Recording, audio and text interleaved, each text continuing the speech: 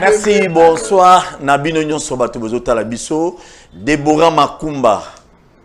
Mère double na pesi mbote depuis Matongi na PCP papa na biso Makumba mbote na pesi batu belé bolingaka émission yo bande kona biso abumbu ya Selemba ya Kaluka surtout bande kona biso kikwiti mbote na beno. On est ensemble, on restera toujours ensemble. Lelo na lingaki tobeta biloko ensemble na moko ya ba au cadre ya Palu. Ndeko na biso Maître Célestin Ngoma, porte-parole, Azali secrétaire permanent plutôt, et puis porte-parole à Palou.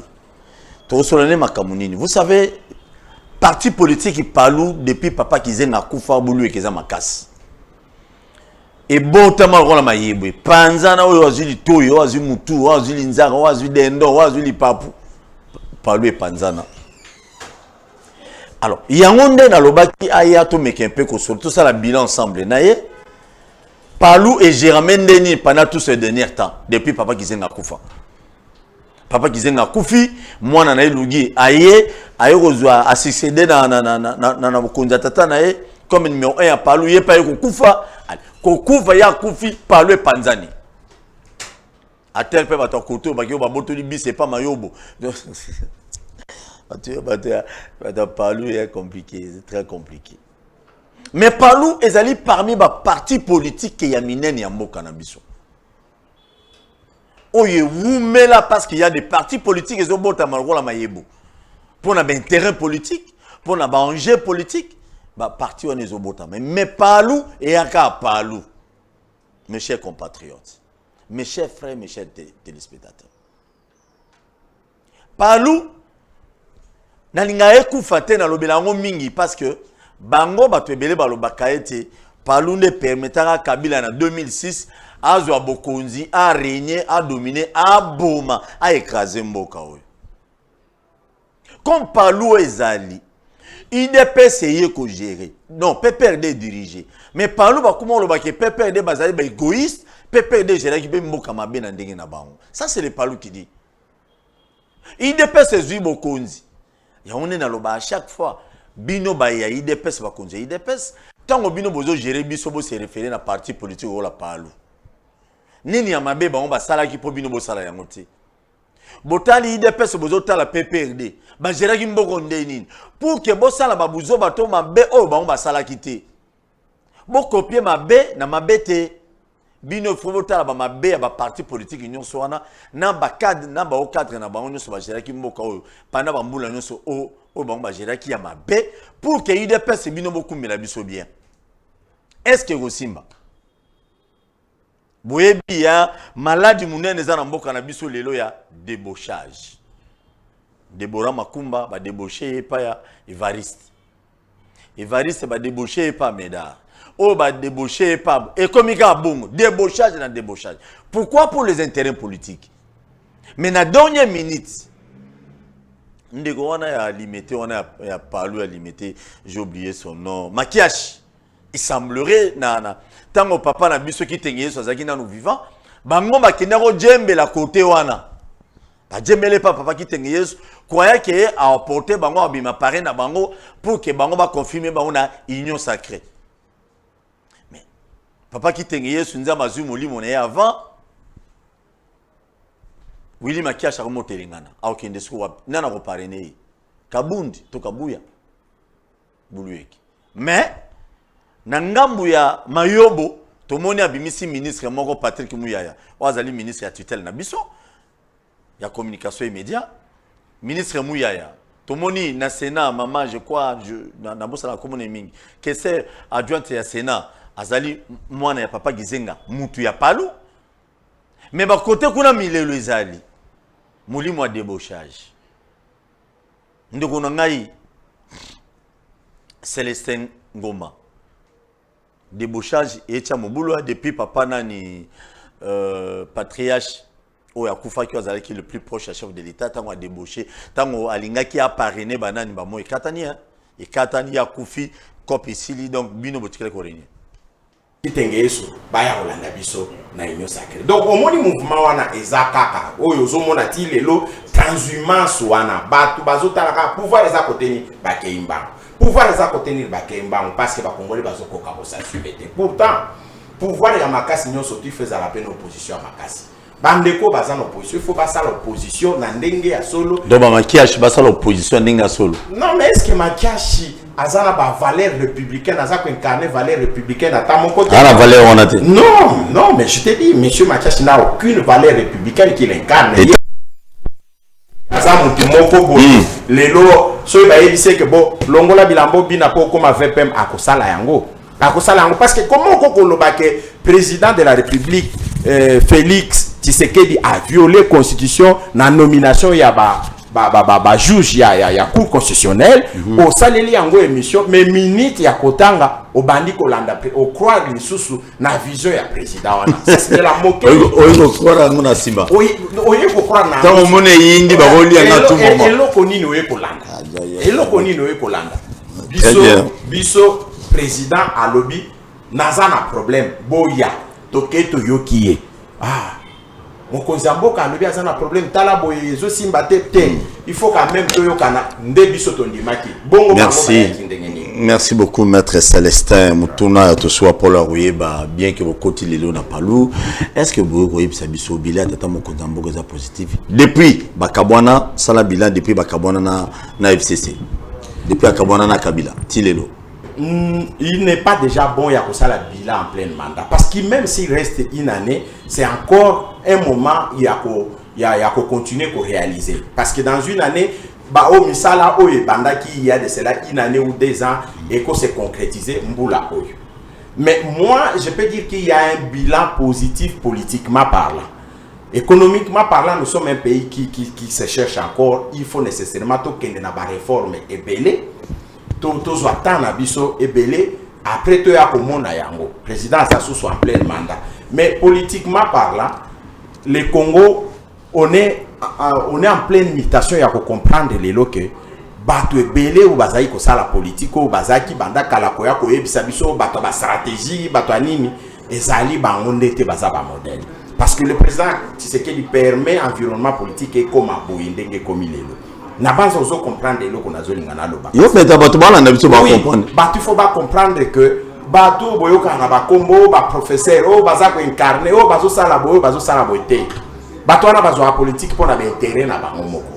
Parce que mais bino na palu besoin pour intérêt na bino te mais pour na peuple. Est-ce que yo sur mon biso to réclamer pouvoir au non biso gouvernement ça malukonde bimi to se retrouver dans des komuya ya kaka na gouvernement lobi na biso to sali déclaration que non biso to se retrouve biso to zapunate ou bien seni et salemi candidat na biso moko azate to lobi non to sala déclaration bino na seni muto azate non biso na seni représentant na biso moko awuti na nzela palu azate. Est-ce que tu nous as vu faire des déclarations? Non.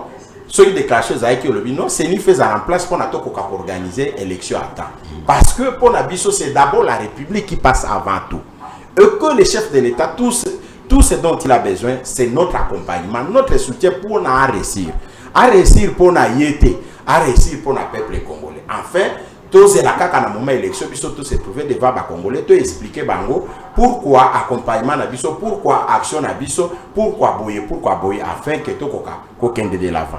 Nous on ne fait pas la politique pour nous-mêmes, non. Jamais vous verrez le guide Godefroid Mayobo, les camarades dans Zumba ou bien Memasu nani ba cadre nyon surtout bazo sala yo moko zomona touche à camarade Patrick Mouya na gouvernement. Tu as vu la première comment il s'est distingué dans le gouvernement de Warrior. La façon dont il a communiqué, extravagance, exacté, orgueil, belleté, et le comment exacté, il y a mabé aux hommes il communique en tant qu'un républicain et pour la nation congolaise.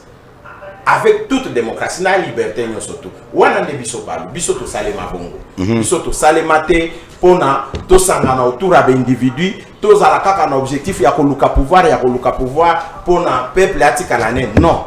Nous, s'il y a des problèmes qui nous concernent, à niveau organisation, oui, en interne, on se parle, on se dit non, là, il faut tout ça là-bas. Togo oui la bilo qu'on a sénité mais il faut te proposer ba réforme. Il faut proposer réforme nini pour que sénité tika ozala boye parce que sénité tant que za boye et ozala kaka obligé il y a pas problème. Il y a pas problème. A ozala toujours générateur il y a pas conflit post-électoral. Toujours nan ndenge zawana. Mais ceux qui sénient que to vandi bisonyo surtout ensemble to lobby séni to zone qui sango traditionnel mandenge za na bamboka msusu na ministère à l'intérieur mais to kabola misala parce que il y a des opérations na séni la première opération c'est l'organisation des élections et la deuxième c'est le contrôle. La séni que nous avons a ces deux opérations yemo kwa za organiser l'élection l'indépendance n'est so yemo mutazo contrôler ango cela ne peut pas se faire.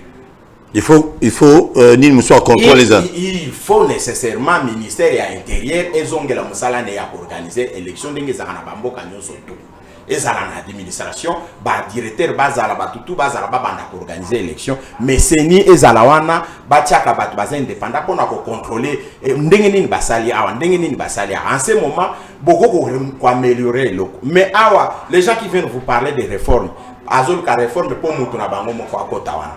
Mais eloko ango ezamu ke ba poste ango ezamu ke mboka bo créer ba parti politique belé ko le kabato. Alors si ko bo kota kuna bino nyoso ndenge ni. Donc nous les palou nous ne pensons pas de cette façon. Expérience na biso zoti na biso to ça na ba proposition ya malamu wana le moment venu. Merci beaucoup. Oyebi que chef de l'État dans la tournée n'est-ce pas c'est Grand Kassai. Oui. Maître Ngoma. Si aujourd'hui le président de la République, garant de la nation, Azuli Kama par exemple, à lobby, abeta tout, à ça la tourne espace à Grand Bandundu. Et là on est une bino yoko s'attendre là.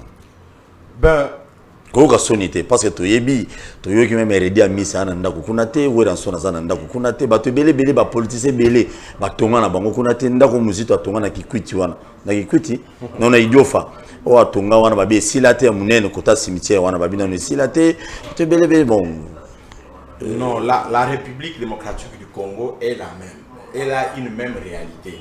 Il n'y a aucune province qui est développée. Il n'y a aucune province qui est développée. Peut-être que même ceux qui sont sous-développés n'ont pas de degrés différents, mais réalité est Zamoko. L'État congolais a Zamoko, l'État congolais bazami balete. Donc, tant que j'ai l'État congolais, tu as une obligation, il y a qu'au lobake, la province n'y a surtout photo développer en haut. Mais tant que province a développé l'État congolais c'est ensemble l'État congolais à Kinshasa c'est ensemble la province ou en surtout chef de l'État a qu'à découvrir la réalité sur le terrain na Grand Kassai mais c'est partout c'est la même situation ata ce qui n'a bandundu et kozala yango moko ceux qui ba ebisi biso to accompagner mais quoi accompagner mo konzamboka ils a toujours honneur pour découvrir na ye longo ba réalité par exemple o azo découvrir na bandeko ba accompagner na Kassai na Grand Bandundu c'est la même chose. Moi je ne veux pas dire ici sur votre plateau que la province de Bandundu est développée, non, mais si la province de Bandundu n'est pas développée c'est pas la faute aux ressortissants de Bandundu. Ou si la province de Kassai n'est pas développée, c'est pas la faute aux ressortissants du Kassai ou bien du Katanga ou bien la province unie. Non, c'est la responsabilité de l'homme politique congolais. Depuis notre accession à l'indépendance, nous avons la gestion du pays. Qu'avons-nous fait pour ne pas développer ces pays? Tozana nyonso oyo batu bako ozala nango. Ole ke biso tozala awa, to s'entendre, la stabilité à l'institution afin que tu répondre à bas problème na bas désidérata ya peuple. Non, nous on est là à créer des problèmes pour que tout banda ko régler yango, tout banda ko kota na pouvoir. Après l'élection, il faut créer conflit moko boy. Il y a légitimité, bon douter na légitimité pour que même abino na dialogue moko boy après que le gouvernement ignoye kota, chibala kota, nani akota. Bon régler le problème à peuple congolais erni. Au moment kaka bilé zani muto azai premier ministre a commis nanda pour ma campagne. Muto azai kibo a commis nani bilan ya ba négociation ils ala kaka bat be individu. Ils n'aura jamais développement à peuple congolais. Pourtant, ceux qui l'objet organiser l'élection comme il faut, reconnaître valeur souveraineté à peuple, tout soit vrai mais je vous dis, on va régler les problèmes. On va régler les vrais problèmes du peuple congolais. Rien, ben intelligence c'est Ali. Intelligence ezali. Non, il faut toujours on regarde dans nos Kimango. Parce que surtout qu'il y a en Nigeria, j'ai dit ça le matin, l'émission à Tongo, il y a des politiciens belés en Nigeria. Ça arrive qu'il y a un week-end, ils ont un village là-bas. Ils ont mis tout le monde, bazui, baki bava na banako bangobatongi. Est-ce que les autres rôles bana espace ya grand bande ndwana bato yo yebi ba politicien lobby ambongo belé bazui même Mosso ndengaza na Assemblée nationale boy. Est-ce que bazana bandako kuna? Ndeko ngai na kovanda na plateau na yote na me réduire na bandundu ou bien parce que Nazar est sorti ça bandundu na lo balikambo province à bandundu. Non, je me suis engagé en politique pour toute la République. Pour toute la République. Oui, j'étais en train de vous dire que les problèmes des infrastructures se posent sur toute l'étendue de la République. Bah politiciens en Nigeria, aux autres exemple, ils sont en Côte d'Ivoire parce que na mona on a Côte d'Ivoire, ils sont en Kenya. Bah Kenya Rabambo kana bango ndenge nini. Comment on va payer belé hein? Oui, ben infrastructure est ali. Ce qui l'État congolais a tonga qui banzela et traversé Bandundu bien, traversé ba Congo bien ou bien zélé zo. Voilà. Non, itikala na ngozala. Tenzela moko balaba bando longwa, olongo kasa oye na graba no katitia makadam. Te itikala na ngozala. Te makadam o traversé et bando suka quelque part bien sûr mais moi nzele zaki bien. Pendant que biso tozana gouvernement ndé to wana to papa gizenga ta na après muzito. Eta biloko. Itikala ngozala te mu. Très bientôt évoluer ya. Donc ceux qui mboke tongama ki bandaka la que continuité zoya bo awa nzela ya kokota na idiofa nanu batongi te me o ezako kende lwange to chika pezala ki déjà bake batongi nzela kokota gungu batongi no te bake ba compléter nzela ya kolongwa par exemple Kabemba na Kasai ezokende Kamonya to ezokende kwa mususu ba compléter yango nzela ya kolongwa Lubumbashi po kota banzela mususu be kende kobima na Kalemi kuna soki banzela nyonso wana ezalaki okola nzela ibanda takuti obima boye ti Kinshasa osi babongisa yango fufuna masango ebanokota facilement voilà ko nzela wati bome eza bien mais poko tachela pe nzela pe bakobongisa yango facile elingaki ezalela biso facile même yo kaka politicien te okozala chaque samedi ozananda kutanga mususu na Bakongo okenda kovanda kuna ozo apporter pe peuple ya kuna moi développement ça signifie que otongi ndako bien oza ko engager 2-3 personnes bazo travailler ou bien otongi zine na yo moko kuna yezo sala jito nini mais malheureusement ba élément ba infrastructure de base wana ezate ngana koya oui responsabilité za na ba politicien ba otu otangi ba parce que ba gérer mboka bandaka la ba koki ko sala biloko wana te bazo continuer ko gérer ti lelo ezali donc responsabilité na biso ba politicien biso ba tondimi ko sala politique wana donc c'est pourquoi na kangama ikaka na bandundu te parce que za pembe na Kinshasa ba Congo peza pembe na Kinshasa mais soko longwa ozo kende boma o bando kende kabo soko lobio okota mukeboye ndeko romona zelate o romona zelate principal grand déshabillé principal kaka ndoko banda ko monde. Donc ce que l'ingio kota zambo na mona mwamboka moko pembeni anale kasona bata olali nzela ezate et c'est partout, c'est sur toute l'étendue de la République et ça doit changer. Mais ça doit changer mais on a peu ils appellent pas à paix à responsabilité des fois parce que vous l'êtes à dans la Grand Kassai Babilo Yazomon il doit frapper mais à vous frapper des fois parce que les accords politiques ils ont bon mabisopé. Comment parler avec le IDP c'est poids moyen frapper bato ya parlo bazo yi ba détourner exalté parce que les partenaires politiques bato INC ata ba yibi ba piller ba tchim tout na bon na prison ba bimisi on ne peut pas les frapper parce que as un partenaire politique bilon qui partenariat politique wana ezoboma pe Congo et ton mama pété tout à impunité zali tout à fait je partage cette opinion na yo partenariat politique wana o ezomema bakonzi na pouvoir, ça se constitue à une faiblesse alors que ça devait être une force. Parce que justement, état la kaba individu. Donc, ceux qui basent par exemple INC, Ayokani na chef de l'État, na alliance, au moment alliance wana izana mutu, il y a président Vital Kamerhe. Pourtant, ekokaki kozalande kaka INC isa président Vital Kamerhe. Et c'est un exemple que je donne que président Vital Kamerhe en tant que citoyen congolais a koko violé loi. Bakangiye akeboye mais batoye nse ba continuer lutte wana lutte ya parti na bango idéal o même donc pour servir la nation. Voilà, c'est un exemple, je ne parle pas du cas concret à Vital Kamerhe bien que c'est certain que les États-Unis ko besoin. Voilà, faiblesse wana eza ko se constituer en pesanteur pour na biso peuple congolais. Et ça, c'est trop dangereux. Na banza chef de l'État, yemutu ayebaki luiti ya papa Tshisekedi bien monaki ndenge to boyaki biloko wana pendant Mobutu, amoni gestion ya président Joseph Kabila, ba faiblesse nango. Et lelo na moi expérience petit à petit il s'en rend compte. Il s'en rend compte que tokoko banda kozala soumis na biloko wana te, mais il faut travailler avec des Congolais oyo bazana bolingo ya mboka. Oyo bazana bolingo ya mboka baza komita la te, parce que de toutes les façons lorsque vous accédez na ba poste à minene wana, vous avez certains privilèges. Déjà au accéder na classe politique mususu. Mais oyo il faut ça là, c'est de marquer ton propre peuple. Très bien. Oleki ozalaki ministre, oui, mais na secteur na yo salanini. Le bilan, ce n'est pas seulement celui du chef de l'État. Oui, chef de l'État, chef de l'État, c'est l'ensemble du pays. Moutouna Moutouarope sa point de vue. Mais il faut qu'on bande kolande la batu moko moko. Tu es devenu ministre, tu as été ministre des Transports, tu as été ministre de l'Agriculture. Au sala nini.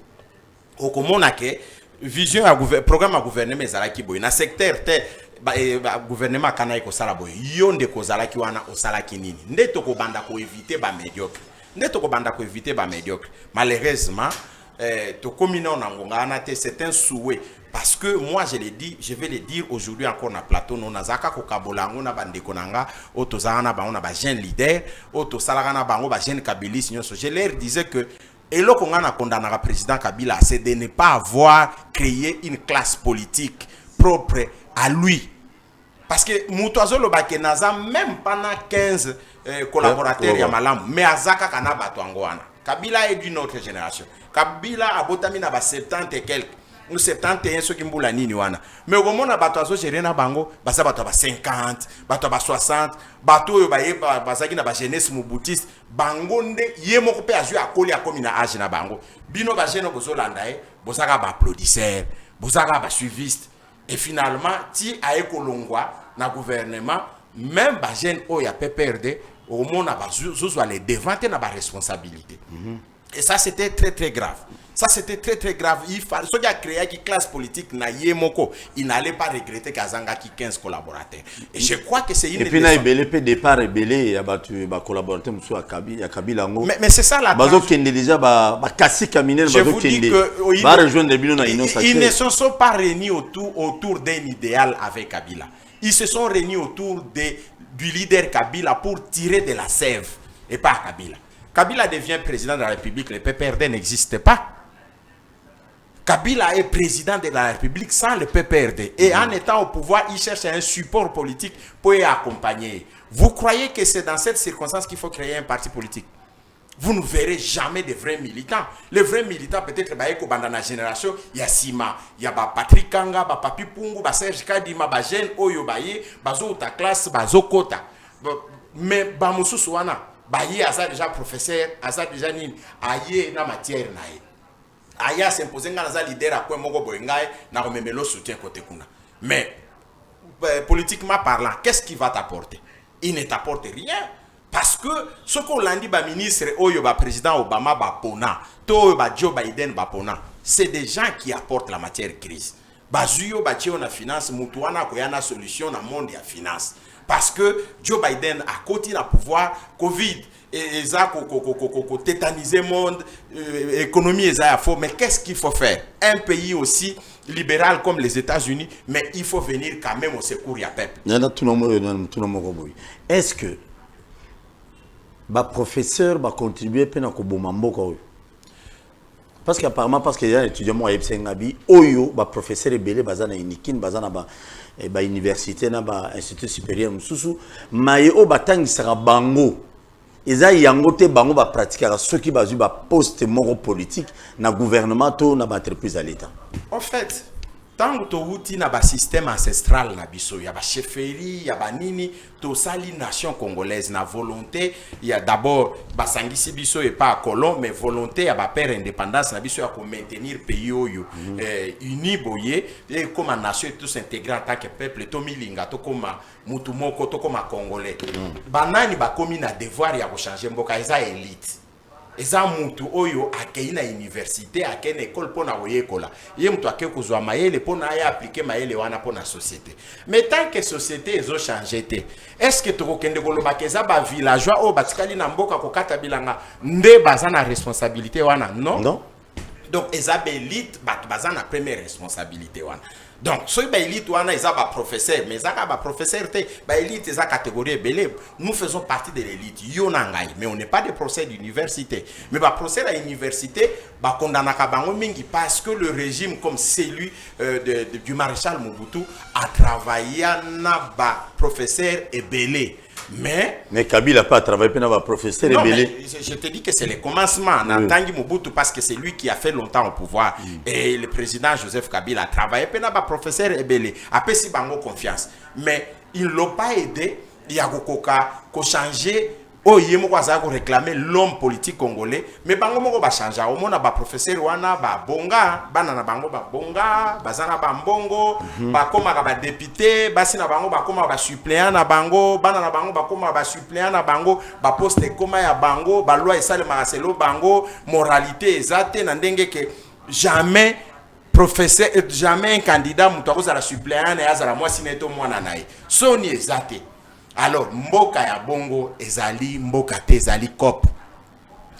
Il faut to komisa Congo mboka. Et Congo est sika. Et tika kozale sika.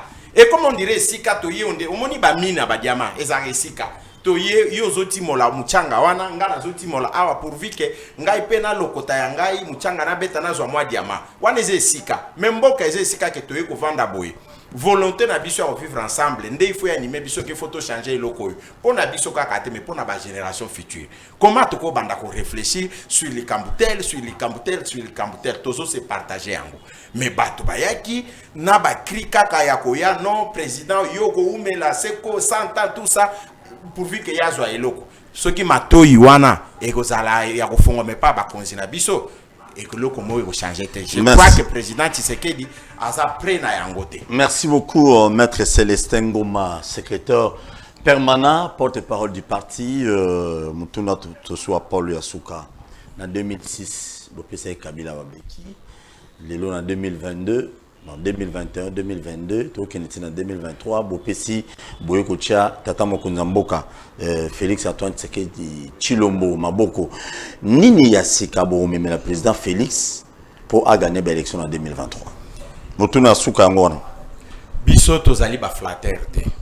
Biso toza parti o yebani nandenge toza implanté parce que force à un parti politique et zape capacité na ngwa mobilisation. Biso toza na souci que président Félix a réussi au moins mandat na e o ya liboso oyo azana yango nano. Tant que azali suso na plus d'une année parce que l'élection est ça normalement na calendrier na année prochaine na décembre nango. Ah toza na début donc ano yo mobimbaza sona msala il faut l'accompagner. Na ba responsabilité il faut que Palou est accompagné. Il faut accompagner pour na réussir. Projet nyonso to azanango ya réaliser ano ti même un jour avant élection ba projet nyonso to azanango a réussir yango et na ndenge biso to kosolola na ye to ko apporter ye oyo biso Palou to ko apporter parce que on va apporter Kabila en 2006 biso to za Palou to beta ka masolo kilité to kenda ko imprimer ba drapeau butu te pona to pesa bana bo mema na zela bola kisa tango président Kabila Tshisekedi aye na outi ko sala tournée na diplomatique et simbi toyoki esengo fierté à congolais balobi ba parti nyo surtout ya union sacrée ba mobiliser bien que besoin ki ba 10 000 francs pour pesa biso to participer ki na réunion mon côté ngana yoka ya bongo ngai na za ko informer yo ngande porte-parole ya parti ngam na gérant besoin ki large te biso to zui kaka information wana il faut qu'on mobiliser pour les chefs de l'État et puis moi j'ai dit à nos militants boko kende à reporter chef de l'État to yamba nzela botandama wa liboso ya parti ngambu na ngambu bola ki sa force na biso na banza ata parti moko esangisa ki bato bongo te bomona IDPS en tout cas IDPS akoko zala bongo parce que c'est un parti de masse akoko sangisa pe bato bongo mais IDPS c'est un parti monté IDPS ekendaki aéroport alors bazaki ensemble na ba FDC na ba parti nyonso moya ko distinguer ezate mais biso to telemaki liboso ya parti na biso Nambuta Mayobo tangu premier ministre Samba Lukonde azokende ko défendre budget na banza otinda caméra no liboso wana palu wana omona kana drapeau wana omona ka ete euta à côté mususu te ezali palu Antoine Gizenga ogo de fois Mayobo ageraka nde omona ka ikenda wana donc donc biso to ko kende ko memela chef de l'état te lisolo ikenda ko beta mana ba politicien kuta chef biso te chef de l'état ayebi que IDPS palu ba parti de masse et que palu mukonzi nango eza Mayobo ke batu baza côté kuna donc lisolo wana ndeko biso to kozala jamais na ba plateau poto beta kango po eza ba flatter très bien biso to zande na kati ya population mais biso moko na wa bateka bino bisi ou ya palu bateka bisi te bakenda na bisi na biso moko ba dissident bakenda na bisi na biso dissident oui ba dissident na biso bakenda na bisi oui ba dissident na biso ba bozongo pete non biso to kipaka ba biloko ya pamba te tangu parti e bandaki na cotisation ya ba militant ba se cotiser ba futa même caution ya candidat président de la République Antoine Gizenga yomoko zoyeba na 2006 na ba cotisation alors lelo bato bayaki parti na 11e maire na sanko yeba kilumumbisme ezandenge nini ba kanisa ke ba changer forme ya parti ba comme sango parti ya ba bourgeois ou que parti se contenter na ba matériel tant que bango ba kei biloko wana nyonso nous on s'en occupe pas nous on construit on est en train d'arranger notre parti to utaki na congrès to ça na mise en place à organe kalate to ça la sortie ya ba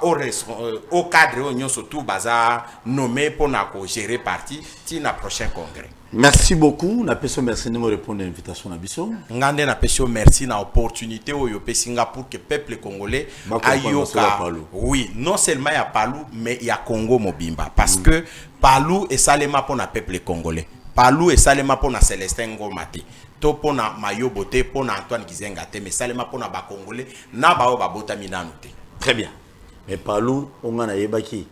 Tamu ibandaki nanu wana avant mon peuple Palu banda. C'est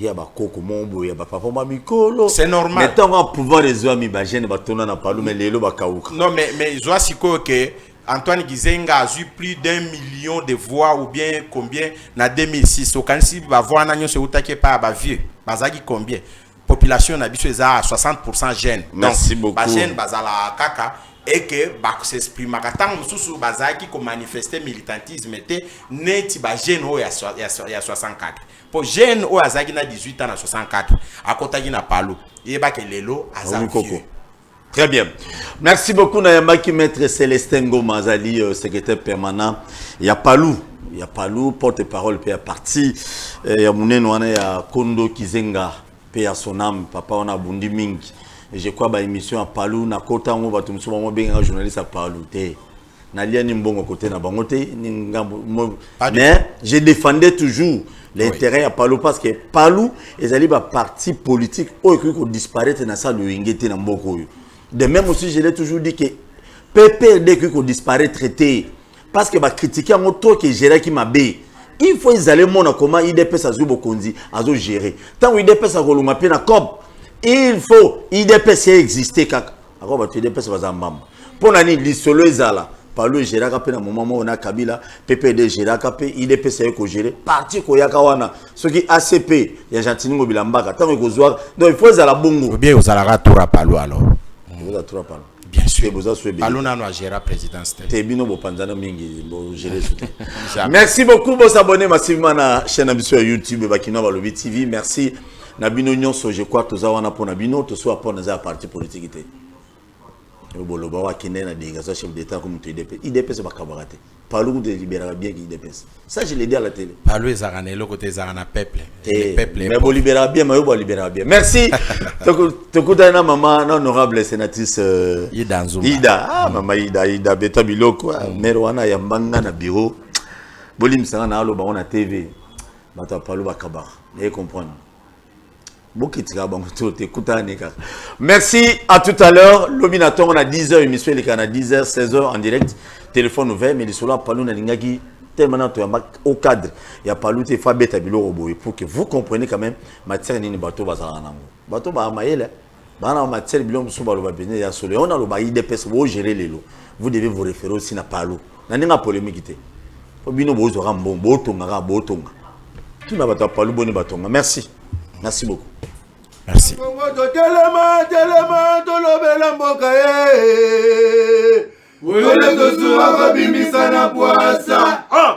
Député to votaki bazo salarié, bazo salarié, to tele na funa bazo salarié.